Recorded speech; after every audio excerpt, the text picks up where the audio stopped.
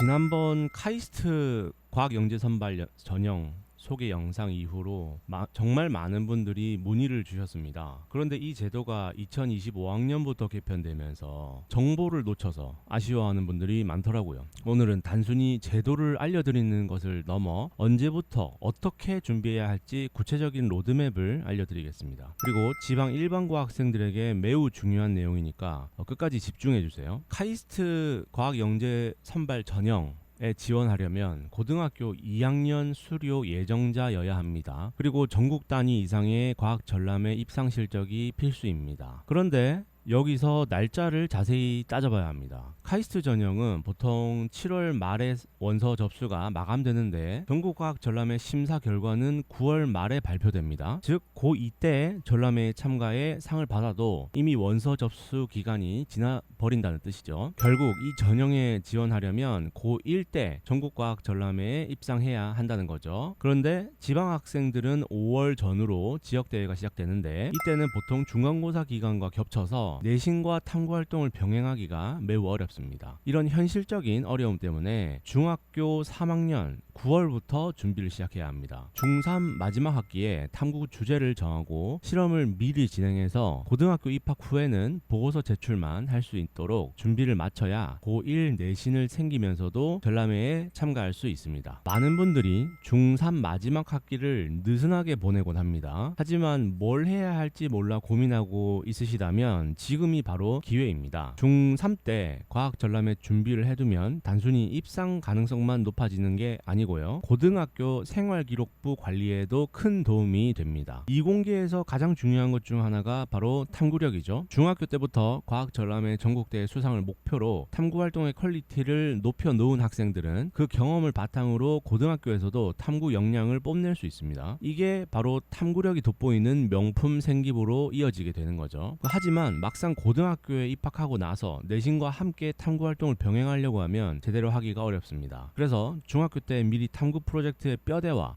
기초를 탄탄하게 잡아두는 것이 매우 중요하다는 거죠. 제가 지난 8년간 수많은 학생들의 탐구 프로젝트를 지도하면서 처음 주제를 정하고 실험 장치를 만드는 과정이 가장 힘들고 또 오래 걸린다는 것을 깨달았습니다. 근데 막상 그 부분이 잘 돼 있으면 그 이후는 생각보다 쉽게 진행이 된다는 거죠. 첫 단추를 잘못 끼우면 엉뚱한 방향으로 가거나 헛수고를 할 수도 있습니다. 따라서 지방에 있는 중3 학생이라면 전문가의 도움을 받아 이 시기에 탐구의 기반을 확실히 다져놓는 것이 좋습니다.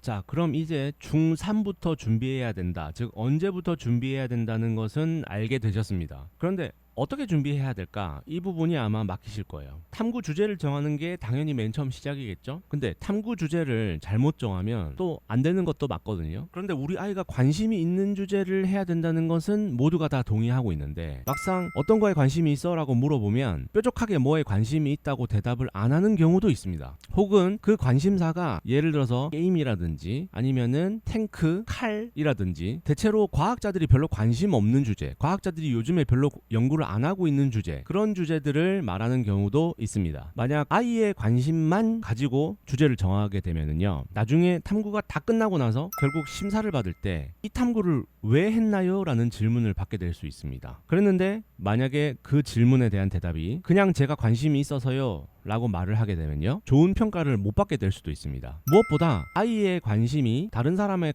관심들과 동기화되지 않으면요, 심사하는 사람 입장에서는 그 탐구가 무슨 내용인지 이해하기가 어렵다는 문제가 있습니다. 그러니까 탐구 주제를 정할 때는 세 가지만 기억하시면 됩니다. 첫 번째, 아이의 관심에서 비롯돼야 됩니다. 두 번째, 다른 사람의 관심과 동기화가 돼야 됩니다. 세 번째, 정량적으로 측정이 가능한 주제여야 됩니다. 이 세 가지만 맞춰주시면 되는데요, 제가 추천드리는 방법은 네이처에 나온 논문을 일단 많이 읽어보시라는 겁니다. 네이처에는요, 오픈 액세스라고 해서 누구나 무료로 읽을 수 있는 논문이 제공되고 있고, 요즘에 무료로 제공되는 생성형 AI를 이용하면 누구나 쉽게 이 논문을 읽고 이해할 수 있습니다. 근데 이걸 자꾸 읽고 이해하다 보면요, 그 속에서 이런 탐구를 해보면 어떨까라는 아이디어가 떠오르게 된다는 거죠. 하지만 이런 거 직접 하시기 힘들 것 같아서 9월 과학 실험 주제 추천 월간지를 발행해서 제 카페에 공개를 하고 있습니다. 한번 고정 댓글을 클릭하셔서 실험 주제 추천 리스트를 받아가 보세요.